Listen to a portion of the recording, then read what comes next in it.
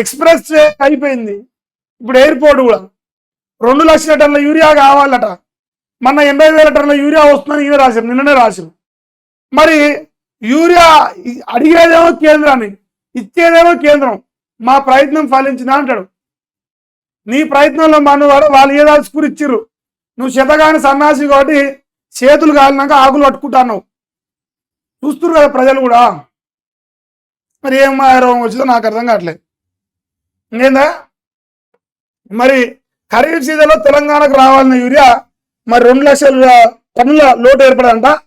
ఆ లోటు ఇప్పుడు ఈ మునగాడు తీసుకొస్తాడు. ఇక మనందరం అమరాబాద్ పుల్లం అయిపోయి మనందరం పెరిగిపోయి ఉదరించిపోయి యూరియా పండించుకొని మనం రేపు స్థానిక ఎన్నికల్లో ఓట్లేయాలి. ఈ స్టంట్ మొత్తం దానికే.